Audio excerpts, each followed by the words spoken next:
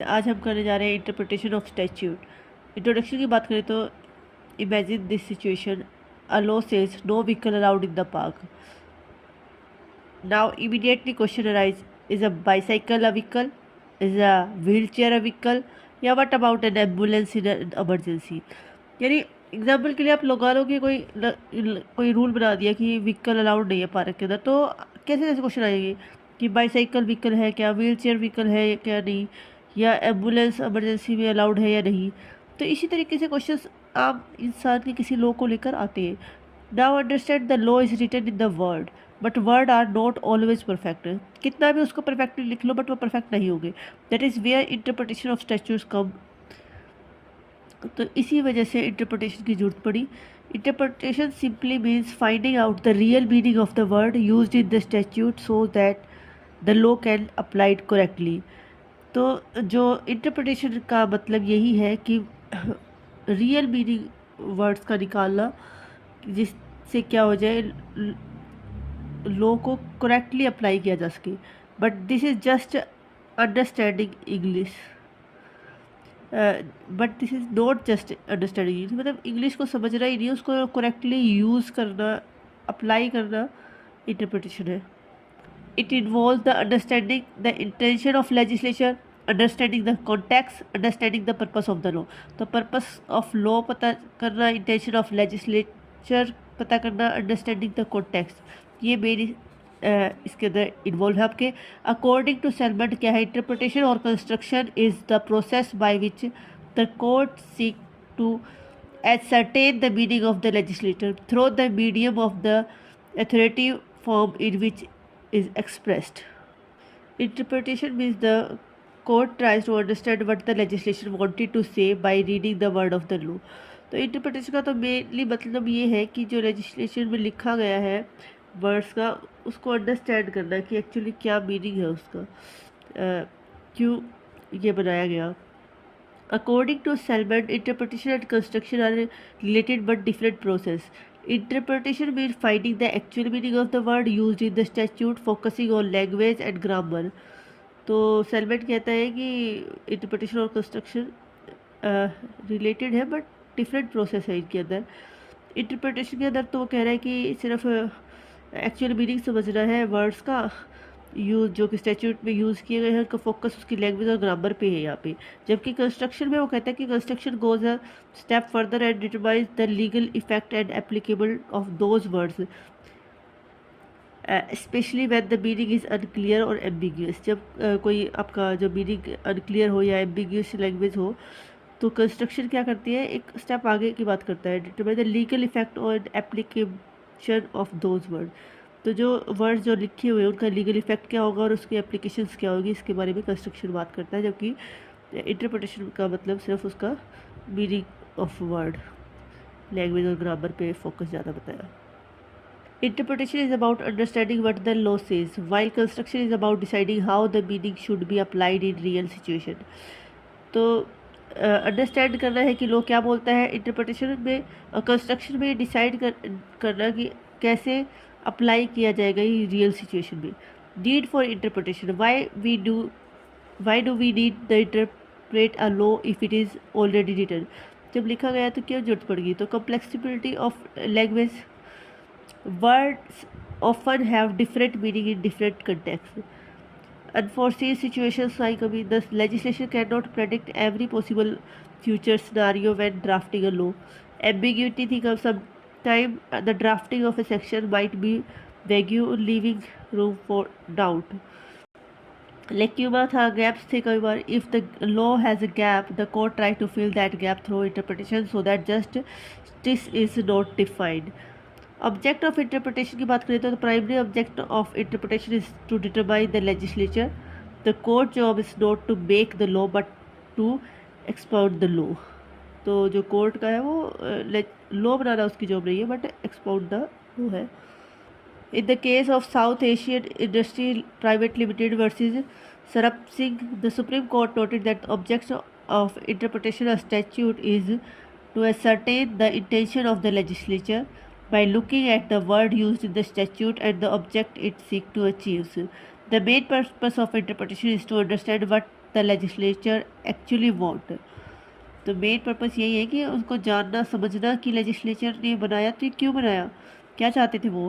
To do this the court look at the word use in the law and also look at the purpose of the law. Court क्या करती है, जो words लिखे हैं उनको, जो लिखे गए हैं उनको देखती है, और जो पर्पस है इसके पीछे का उनको देखती है। इंपॉर्टेंट प्रिंसिपल की बात करें तो example for clarity, suppose a last states no vehicle are allowed in the public park. Literal interpretation, a car, a truck, a motorcycle are clearly vehicle and are banned. But the problem, does this include a child जो tricycle है, या और an ambulance entering to save a life, और a motorised wheel chairs.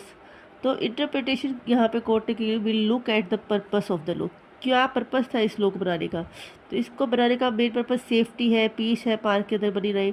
To decide if a tricycle और an ambulance should be exclude from the definition of vehicle in the specific context. तो example था जिसमें vehicle को रोका गया था park में। तो पार्क में क्यों रोका गया, ताकि सेफ्टी और पीस बनी रहे। पर इसका मतलब ये नहीं है कि एमरजेंसी केस में एम्बुलेंस को रोक दिया या बच्चों की ट्राईसाइकिल को भी रोक दिया। तो ये इंटरप्रिटेशन उस तरीके से करना है कि बनाया क्यों गया था कानून। Purpose of interpretation. The fundamental purpose of interpretation is to ascertain the intention of the legislator. Finding the means legislation is legislative intent. The main goal of the interpretation is to understand what the lawmakers actually meant when they made the law. Like the Indian Penal Code 1860 or the Constitution of India, the court tried to find why was this law made. What is the reason behind it? This reason is called ratio legis reason of the law. तो mainly reason क्या था बनाने का, किस problem को solve करने के लिए बनाया गया या किस वजह से ये बनाया गया, इस पे फोकस करना।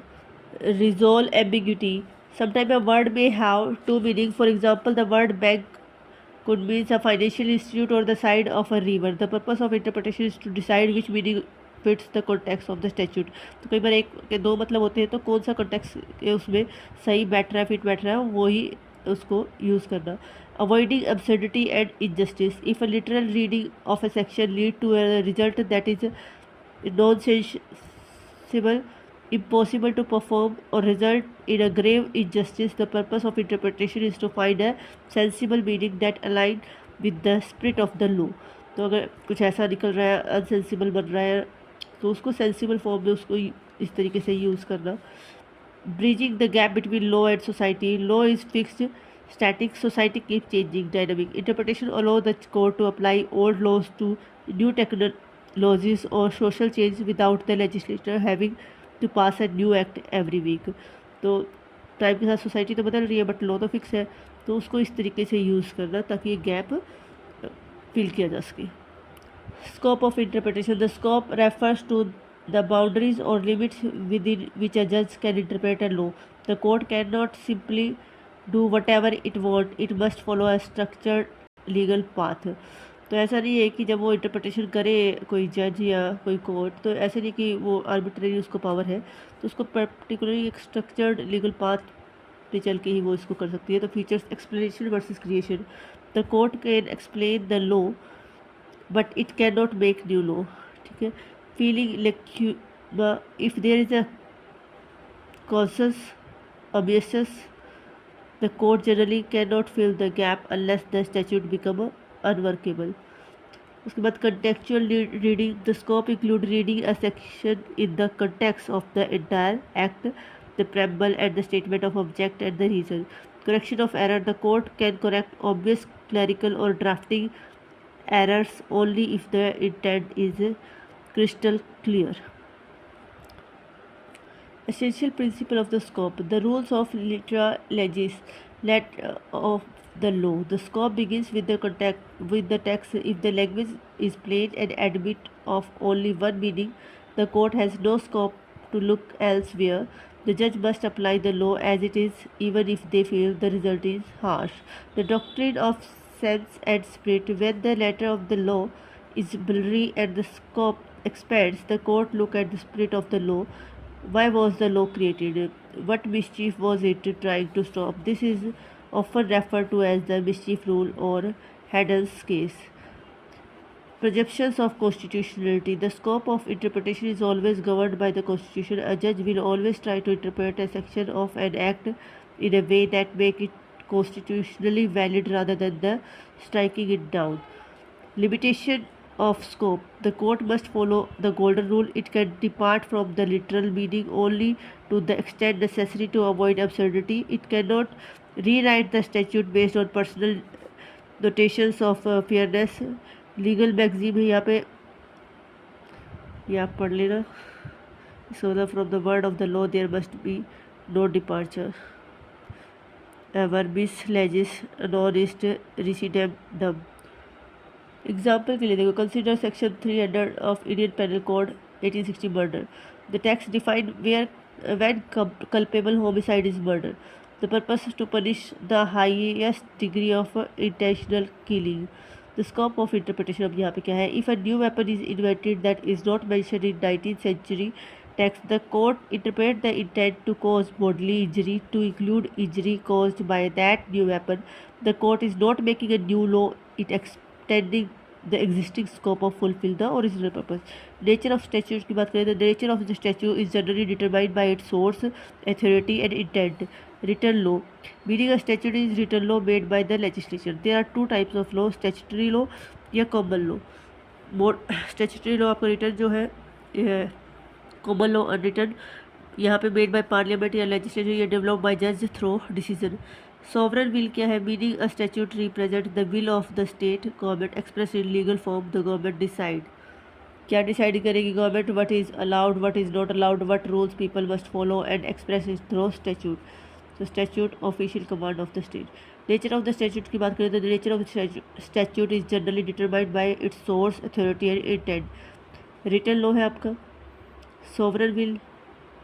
Written law unlike common law, जज made law, a statute is lakes capita. Written law enacted by a competent legislative body. Sovereign will है, मैंडेटरी और डायरेक्शन और डायरेक्टरी है, ऑपरेटिव फोर्स है. मैंडेटरी और डायरेक्टरी स्टैट्यूट क्या है? Mandatory must be followed strictly, if not followed action become invalid. Law says notice must be given before termination, if notice is not given termination become invalid. इसके बाद directory statute क्या है? No strictly compulsory, if not followed action may still be valid. Authority should decide with in 30 days. If decision come after 35 days it will be still be valid. Classification of statute. They are categorized based on their duration, nature and operation of the object. Based on duration क्या है? Perpetual statute या temporary statute. These remain in perpetual statute क्या है? These remain in force indefinitely until they are repealed. Temporary statute क्या है? They have a death state mentioned within them. Example के लिए emergency act है या Covid में जो आए थे रेगुलेशन, वो इस टाइप से. देन आपके based on nature of operation है, ये है प्रोस्पेक्टिव, रेट्रोस्पेक्टिव या डायरेक्टरी. प्रोस्पेक्टिव में operation from the date of its enactment. Retrospective में it affect past action and change their legal result. Directory में a law that suggest a way doing something but does not punish you if you miss a minor details. Mandatory a law that must be followed strictly. तो ये आपके 4 based पे nature था. उसके बाद based on objective आपका जो statute है, enabling, make it law for full to do something that was previously illegal. Acts granting licences, disabling, restrict certain rights. Act preventing the sales of forest land. Codifying, collect all existing law on a subject into one code. The Hindu Marriage Act है जैसे. Consolidating, combine several different act into one single act. The Company Act है जैसे. Amending, change or modifying the existing law. Any amendment act है. Repealing, terminate or kills an existing law. The 2019 Act repealing Article 370. Remedial, provide a remedy to a person who has been wronged. Consumer Protection Act या panel, impose a penalty or punishment for a crime. The Advocate Act 1961. तो ये सब आपके statute के object base आपके type थे. I hope आप सबको समझ आया होगा. यहाँ पे हमने इंटरप्रिटेशन ऑफ स्टैट्यूट समझा, स्टैट्यूट के आपने टाइप समझी और एसेंशियल प्रिंसिपल, स्कोप, सब यहाँ पे हमने कर लिया। आई होप सबको समझ आएगा। Thank you.